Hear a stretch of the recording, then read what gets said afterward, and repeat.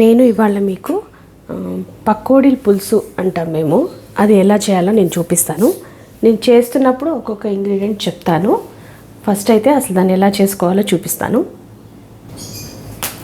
మనం పకోడీలు వేసుకోవాలన్నమాట. సో దానికోసం నేను శనగపిండి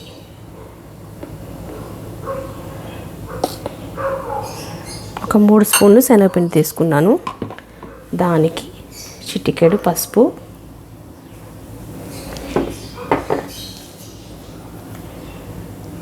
కొంచెం కారం,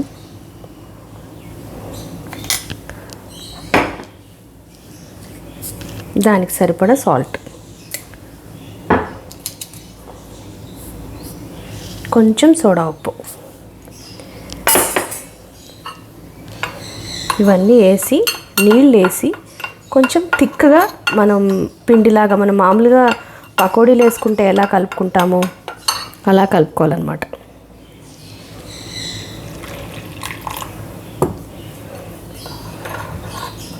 ఉండలు లేకుండా ఒక థిక్ పేస్ట్ లాగా కలుపుకోండి.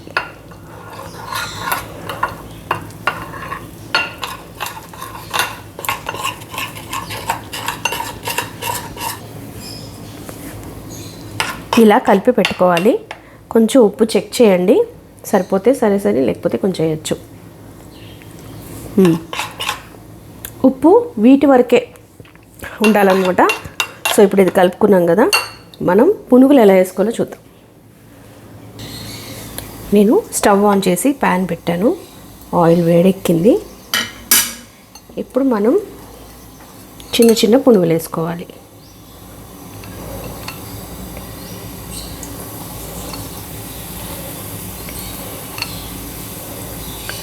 ఇవేమి షేపులు కరెక్ట్గా ఉండాలి, రౌండ్గా ఉండాలి అలా ఏం లేదండి, మన ఇష్టం. అవి ఎలా వస్తే అలా. నాకు ఈ వంటకం చాలా ఇష్టం అండి. నా ఫేవరెట్ రెసిపీ అంటే ఇదే.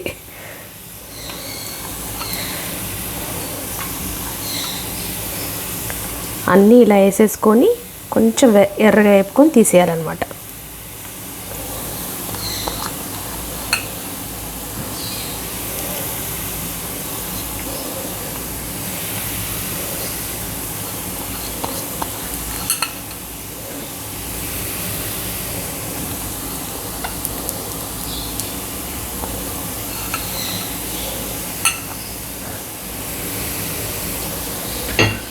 ఓకే, ఇప్పుడు కొంచెం అటు ఇటు కలుపుకుంటూ వేపుకోవాలి.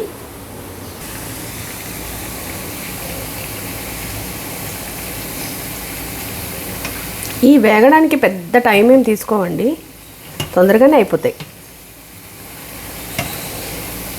ఓకే, తీసేద్దాం.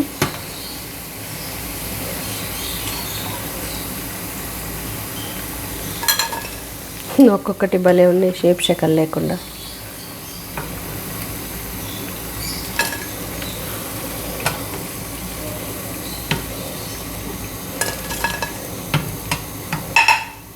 ఓకే, ఇప్పుడు మనం మజ్జిగ పులుసు ఎట్లా చేసుకుందాం చూపిస్తాం.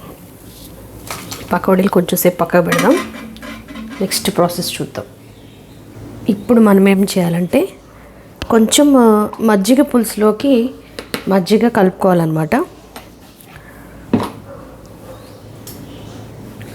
దీనికి పుల్లటి పెరుగు అయితే చాలా బెస్ట్. పుల్లటితే కావాలి కూడా మనకి, అందుకే సో దీన్ని ఒక రోజు బయట ఇలా వదిలేసి నేను కొంచెం పుల్లగా ఎలా చేశానన్నమాట. దీంట్లో ఒక స్పూను శనగపిండి,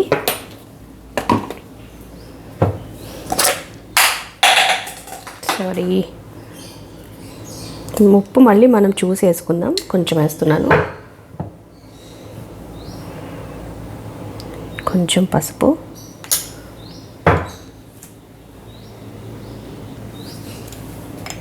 కొంచెం కారం, ఇవన్నీ వేసి ఈ శనగపిండి ఫస్ట్ ఇంట్లో బాగా కలిసేలా కలుపుకుందాం, ఉండలు లేకుండా.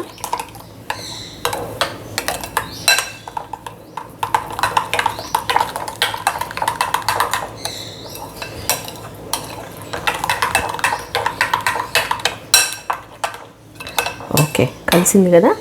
ఇప్పుడు నీళ్లు పోసుకోవాలి. నీళ్ళు ఒక గ్లాస్ మొత్తం పోసేస్తున్నాను. కొంచెం నీళ్ళు ఎక్కువే కావాలంటే పల్చగా కావాలి మనకి, ఇది తిక్కుగా కాదనమాట.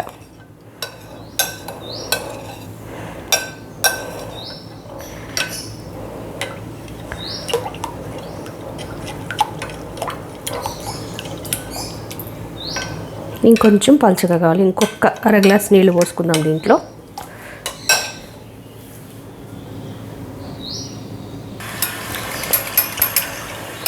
నేను ఇంకొక అర గ్లాస్ నీళ్లు పోసాను.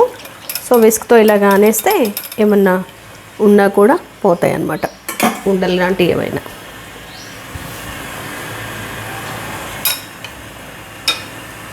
చూసారా,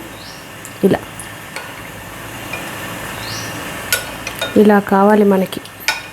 ఇది ఒకసారి టేస్ట్ చేద్దాం.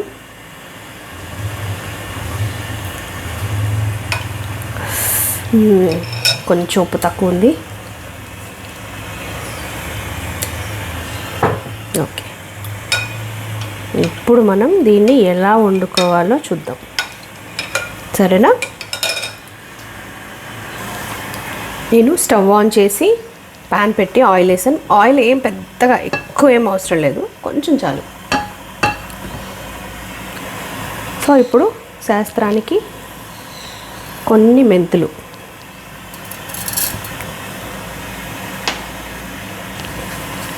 ఒక 4 వెల్లుల్లిపాయలు క్రష్ చేసుకున్నవి,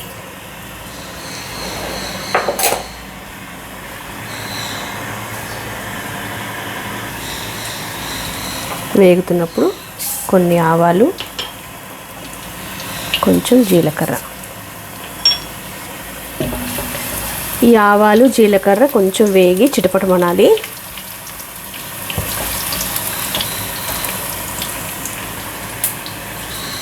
ఇప్పుడు ఉల్లిపాయ, పచ్చిమిరపకాయ, కరివేపాకు.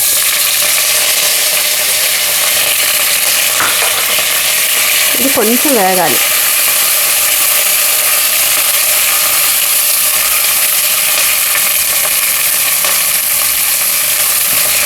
మరి బ్రౌన్ ఏం అవ్వాల్సిన అవసరం లేదు, కొంచెం వేగితే చాలు. కొంచెం వేగినాయి కదా, ఇప్పుడు మనం స్టవ్ సిమ్లో పెట్టేసి ఈ కలిపి పెట్టుకున్న మజ్జిగ ఉంది చూడండి, అది వేసేయాలి.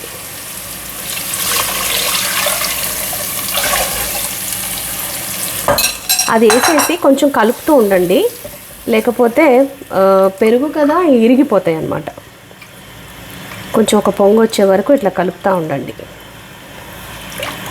స్టవ్ సిమ్లోనే ఉంది, మరీ మీడియం సిమ్ కాదు, మరీ స్లో సిమ్ కాదు, కొంచెం మీడియంలో పెట్టాను. ఇలా కొంచెం కలుపుతూ ఉండండి.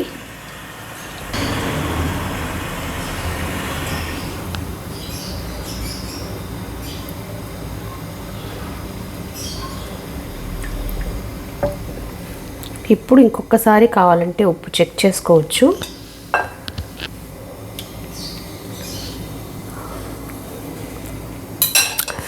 ఓకే, సరిపోయింది.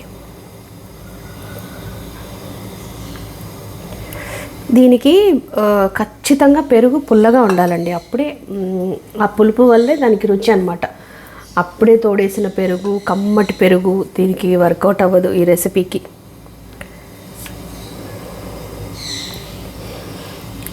ఇది చాలా టేస్టీగా ఉంటుంది, మీరు ఖచ్చితంగా ఒకసారి ట్రై చేయండి.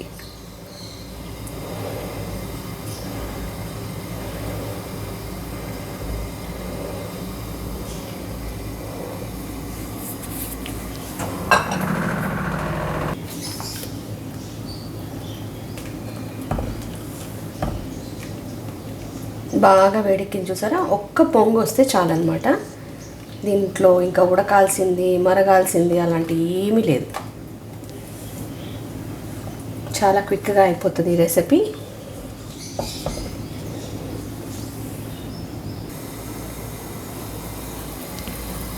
చూసారా, అది మరుగుతుంది కదా, అంతే.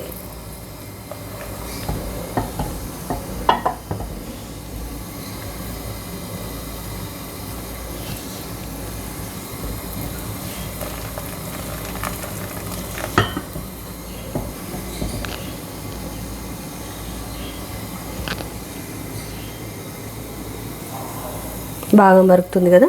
ఇప్పుడు స్టవ్ ఆపేద్దాం. అంతే, అయిపోయినట్టే. స్టవ్ ఆపేసి సర్వింగ్ బౌల్లోకి తీసుకున్నాక చెప్తా మీకు. దీన్ని సర్వింగ్ బౌల్లోకి తీసుకుందాం.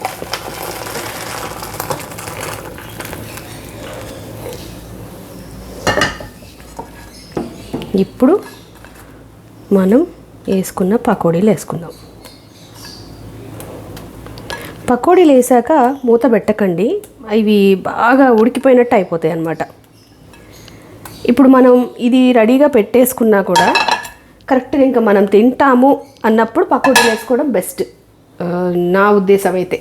ఎందుకంటే ఇవి బాగా నానిపోతాయి కదా, అప్పుడు అంత టేస్టీగా అనిపించవు. సో అది మెల్లిగా మజ్జిగ పీల్చుకొని మెల్లిగా దిగుతాయి కిందికి. సో మనమేం వాటిని ఏం చేయక్కర్లేదు. సో మీకు ఎట్లా అనిపించింది నా స్టైల్ పకోడీల పులుసు, పకోడీల మజ్జిగ పులుసు? ఒకవేళ మీకు నచ్చితే ఖచ్చితంగా లైక్ చేయండి, షేర్ చేయండి. నా రెసిపీస్ బాగున్నాయి అని మీకు అనిపిస్తే నా ఛానల్ని ఖచ్చితంగా సబ్స్క్రైబ్ చేసుకోండి. అండ్ ఒకవేళ మీరు దీన్ని వేరేలాగా ఏమైనా వండుతారా అది కూడా కామెంట్ చేయండి. ఇదైతే నాకు తెలిసిన రెసిపీ. అండ్ ఇంతసేపు ఓపిక్గా చూసినందుకు థ్యాంక్ యూ సో మచ్.